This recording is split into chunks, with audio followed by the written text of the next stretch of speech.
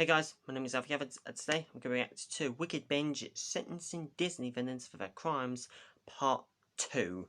Now I've reacted to part 1, and let's hope this time a lot of our favourite villains get punished severely, unlike the last ones.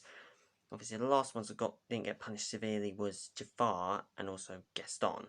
Although Gaston should have served a little bit longer than 30 years. Who cares, but let's get into it. This video is sponsored by Atlas VPN. Unlock more content online and keep your data safe.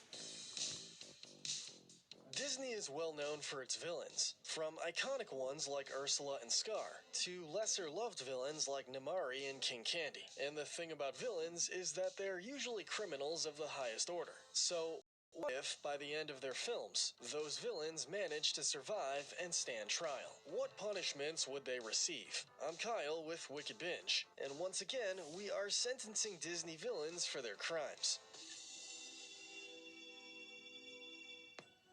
Now, before we start, for this video, we'll be pretending that each villain survived their movie so that they could stand trial for their crimes. And we'll be continuing through the Disney Renaissance era today, with The Little Mermaid, Mulan, The Lion King, and Hercules. If you want to see some other Disney Renaissance villains get sentenced for their crimes, make sure to check out our Part 1 video. Okay, first off, we have the start of the Disney Renaissance, at least in most people's eyes, The Little Mermaid. Up first on the docket is royal crab and composer Sebastian. We're sure you're already questioning us and maybe rushing to the comments, but let's be honest. For the first third of the movie, Sebastian is antagonistic, even if that antagonism is portrayed in the name of protection. While he may not have many crimes, it is necessary to quantify them. Firstly, he is responsible for accidental destruction of property when he breaks one of Ariel's many items. He commits reckless endangerment during Under the Sea by causing a clam to spit out a fishhook, which nearly hits him and others. And he's also an accessory to the king's reckless endangerment, and his worst crime is an assault. I tried to stop us! This also happens in Under the Sea, because we know during the song that clams are alive, and despite this, he decides to use them as drums. But then again, when a character breaks out into a Disney song, logic and rules don't always apply. So Sebastian's crimes are very minor, and we're just gonna give him a fine of about 2,000 undersea dollars as restitution. From the composer to the king, next up on trial is King Triton himself. Much like Sebastian, while he's not a villain in a typical sense, he is antagonistic for the first part of the film. His list of crimes is very small, featuring only 2 distinct crimes we could find during the film. The first is the destruction of property he commits on all of Ariel's items, which likely totals thousands of dollars, or whatever currency they use under the sea, especially the statue. Though he might get away with this as a disciplinary action since Ariel is his kid, so this might fall under the purview of discipline. That said, what couldn't be construed that way is the reckless endangerment he commits in the same scene. While firing energy blasts from his trident, he nearly hits Ariel, Sebastian, and Flounder, though it manages to miss. However, this doesn't stop the fact that these blasts are shown to be very powerful. So powerful, they nearly fully disintegrate Flotsam and Jetsam. Shows how dangerous they really are. This is kind of the equivalent of waving a loaded gun around. Legitimate negligence. We've decided that because of the parental angle of his property destruction, we're only going to be prosecuting his reckless endangerment, for which we've decided to sentence him to 6 months of community service and a court-ordered trident safety course. Now let's move on to our next case. But first, today's video is sponsored by Atlas VPN. If you're a fan of Wickedbinge, I'm sure you're also a fan of Netflix, Disney Plus, and all sorts of other streaming services. But did you know that all of these streaming services have different libraries of available content for each country? That means there's lots of content available in places like Japan, Germany, the UK, Australia, and Brazil that isn't available in the United States, and vice versa. But you can get around this super easy with Atlas VPN. Check it out. Rick and Morty isn't available on Netflix here in the US, but I can use Atlas VPN to change my server to another country, and boom, it's instantly available. You can even unlock a variety of content on Disney Plus and a bunch of other popular streaming services. On top of this, it's also a great added security precaution to keep yourself safe from hackers on the internet. And here's the best part. Atlas VPN is running a huge discount. You can get a 3-year subscription to Atlas VPN for just $1.99 a month with a 30-day money-back guarantee. It's a limited time offer, so make sure you jump on the deal by clicking the link in the description below. Thank you, Atlas VPN, for sponsoring us today, helping us unlock more more content online and keeping our data safe. Now let's get back to the video. The next criminal on our docket is Chef Lewis. Lewis is the head chef for Eric's kingdom, and due to being a kingdom focused on fishing, it makes sense that Lewis would be cooking a lot of fish. The thing is, this would likely constitute murder because, as we know, the fish are heavily conscious and have seemingly human intelligence. However, he is completely unaware this is the case until the end of the movie, when mer people are revealed. So while he's off the hook for those, he doesn't get off the hook for attempting to murder Sebastian twice. Come out, you little deep squeak, and fight like a man! The first time he may be able to slide due to being unaware of Sebastian's consciousness, but the second time, at the end of the film, he should be fully aware. So if he were to stand trial, specifically in Atlantica, we would give Chef Lewis a 15-year prison sentence. Next up, we have the twin eels and general menaces, Flotsam and Jetsam. Flotsam and Jetsam are under the employment of Ursula, who gives them all their orders. But that's not a defense of their actions. Firstly, they're shown stalking Ariel early on in the film, and commit a criminal conspiracy when Ursula plans her remaining crimes with the two of them. They also try to cause Ariel to lose her part of the contract, which is pretty illegal. And this would also count as an assault, because they tip over the boat and force them into the water. However, their most heinous crime is the attempted murder of a monarch, when they attempt to drown Prince Eric under Ursula's orders. Flotsam and Jetsam, despite being eels, deserve life in prison without parole. They manage to evade the death penalty, but only just barely. Their handler, on the other hand, is the final one up for trial from The Little Mermaid. Next, we have Ursula. Ursula has a wide list of crimes under her belt during the events of the film, and more implied to have happened prior to the film. Ursula stalks Ariel, conspires to steal Triton's trident, and has also committed a very unique and interesting crime. By forming contracts and seemingly causing the signer to fail the contract, she turns them into a bottom-feeding creature. Now, it's hard to nail down exactly what crime this is. We would consider it assault or kidnapping, but we'd go as far as to say that it's actually slavery. She owns these people, albeit turning them into these small Gruben-like creatures. And while she does this through supposedly legal contracts, the human world wouldn't see it that way. We see what seems like hundreds of these creatures, which would be a bunch of unique cases, especially if they manage to escape. She's also responsible for breaching contract after multiple attempts. She's also responsible for criminal coercion through mind-controlling Prince Eric, which we're pretty certain would be illegal as hell if that power existed in real life. Not to mention kidnapping,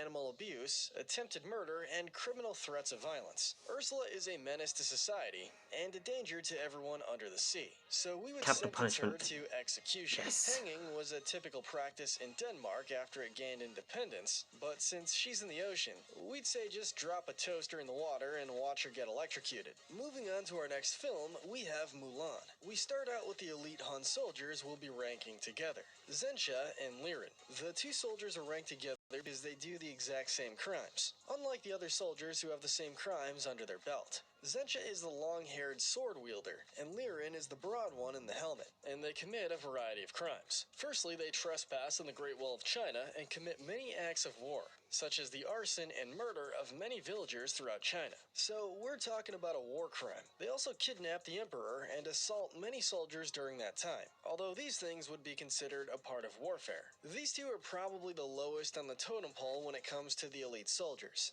but due to the more heinous war crimes, we're sentencing them to 25 years to life in prison without parole. The next pair on the docket is Bao and Bai, the bodyguards. These two are the big broad twin soldiers that are part of Shan Yu's elite team. They're seen as dumb brutes and easy to trick, but they're also still threats to behold. Not only do they do the previously mentioned crimes of arson, murder, attempted murder, kidnapping, and acts of war, they're also bodyguards, we assume, to Shan Yu, and have likely committed more crimes in the name of their boss. So they too will receive 25 years to life in prison without parole. The final elite Hun on our docket is Shishao, the marksman.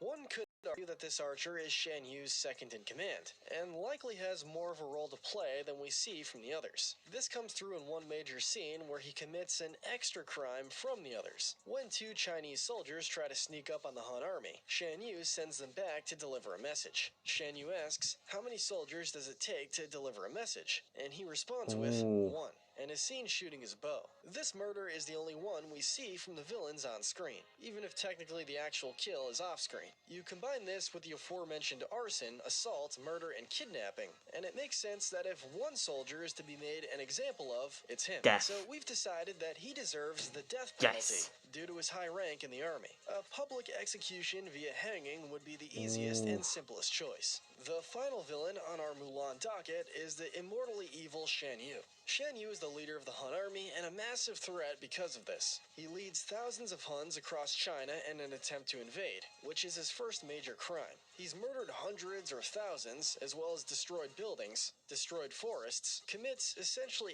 acts of terrorism, and is definitely a head honcho war criminal. He commits acts of murder, including the general of Shang's troop, attempted murder of the emperor, and even the killing of many horses. Shan Yu is responsible for mass genocide across China, which we see specifically in the scene when Mulan discovers the burnt village. Shan Yu's crimes make it very obvious what his punishment should be.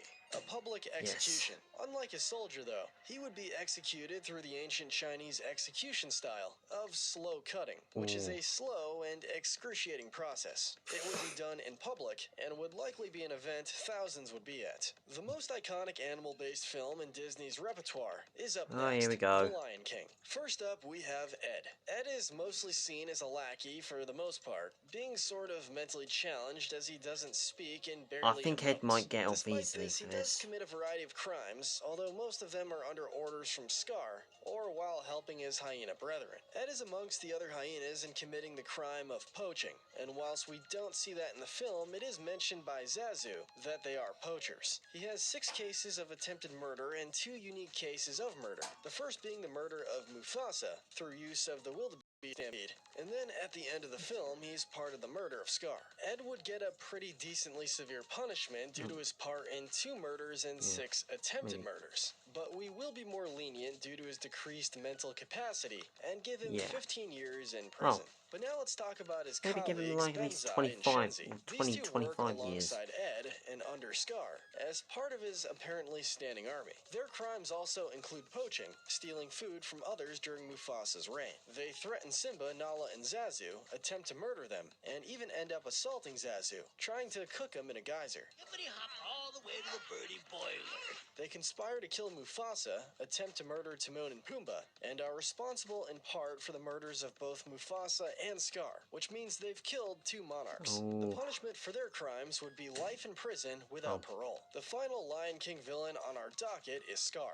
Scar has a major set of crimes under his belt, whether that be criminal conspiracy or criminal coercion when he convinces Simba to put himself in harm's way. He assaults his hyenas, and many others throughout his time in the movie. He attempts to murder Simba twice, forms an army, is responsible for the manslaughter of an unnamed hyena when they fall through a crack during a song, and attempts to frame Simba for the death of Mufasa. He commits wrongful imprisonment during his time as king, locking Zazu in the ribcage of an unknown animal, and assaults Sarabi when she dares to go against him. However, his worst crime, beyond murdering Mufasa, is the massive deaths he causes by making all the food leave or die during his time as king, killing hundreds if not thousands in his wake. Scar's punishment is severe but fair. Public execution via hanging. Though he pays for his crimes in the film in a very similar way. He's publicly executed by the hyenas, and it's a fitting punishment for his crime. The final movie that we'll be discussing today is Hercules. First up on the docket are the Fates.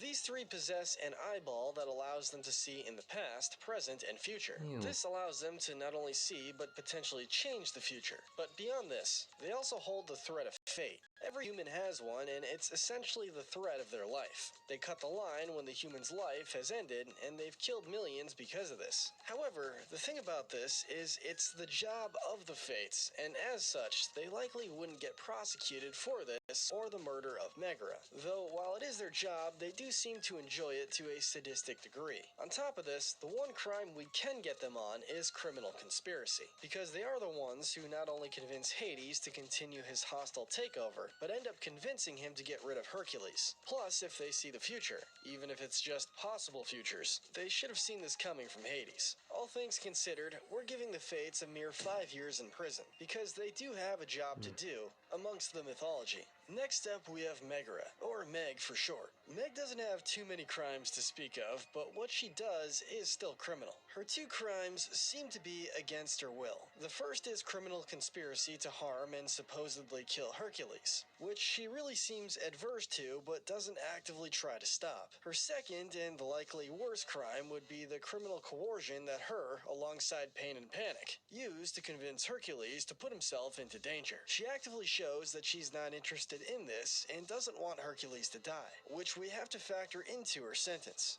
Given how she turns things around in the end, we're gonna let Meg off with 6 months of community service. Being forced into committing crimes definitely gets her a lighter sentence, but that doesn't mean she doesn't deserve to take at least some accountability. Paired together, Pain and Panic are up next on the docket. Pain and Panic are Hades' highest-ranking minions and have committed a wide variety of crimes under his employment. They make a pretty hefty impression by kidnapping and poisoning baby Hercules under the orders of Hades. The poisoning comes from the fact that they utilize the mortality potion to turn Hercules mortal, and then attempt to murder him. They then attempt to fraud Hercules by being two mortal children, and putting him into danger using the Hydra. This would also count as criminal coercion. Given the heinous nature of their first crime, we sentence Pain and Panic to 25 years in prison without the possibility for parole. Also ranked together, the next criminals on our list are the Titans. Ergus, Lythos, Hydros, Pyros, and Stratos. These titans commit a variety of crimes of their own volition, and not because they're ordered by Hades, even though that does happen later on in the film. They cause extreme destruction, including what would be classified as vandalism, arson, destruction of property, and murder. Each of these, while not shown on screen, are quite obvious for the most part. They're also responsible for animal abuse, assault, attempted murder, and an attempt at a hostile takeover. Each of them have been trying to attack Zeus because of revenge for prior imprisonment, so one could also include a prison break in this list of their crimes. Assuming the Titans would be made mortal or some other way to be punished, they would be sentenced to death, with the means of execution being poison. If they were unable to be killed in this way, then they would just rot in prison instead. And finally, we get to the last villain on our docket, none other than the Lord of the Underworld himself, Hades. Hades is the big bad from the depths of hell, with what could be hundreds of crimes under his belt over the 18 years the film takes place. He levels threats of abuse at Pain and Panic, criminally conspires to kill Hercules and take over Olympus, and is the one who orders the kidnapping, poisoning, and attempted murder of Hercules. He abuses Pain and Panic multiple times, commits 3 different acts of criminal coercion through the use of his minions, and attempts to murder Hercules at least 7 times, as far as we can see. He destroys property, kidnaps Meg, and assaults anyone who gets in his way. However, his worst crimes are his attempted coup de grace and subsequent murder of Zeus, as well as falsely imprisoning all of the other gods when they refuse to accept his coup. Hades is known for his fiery temper and many attempts at murder, and this means that he deserves a pretty hefty punishment. The sentence we've decided to hand down to Hades is a public execution, first by being made mortal, likely by his own potion, and then thrown from a cliff to his death, which is actually pretty accurate to the torture he goes through by the end of the film, when he's thrown into the whirlpool in the river Styx. But let us know in the comments section if you agree with our sentencing. Remember to get Yeah, I think the sentences were quite harsh in this video. I think a lot of them had decent amount of sentences. Like, I think Ed should have gotten at least 20 to 25 years with the possibility of parole, but it's up to everyone now. You know, at the end of the day, a sentence is a sentence. But anyway, that was Wickedbinge sentencing Disney villains for their crimes part 2. So if you did enjoy it, please like, share and subscribe if you haven't already, and also go subscribe to Wickedbinge if you haven't already. And as always, till next time, peace out.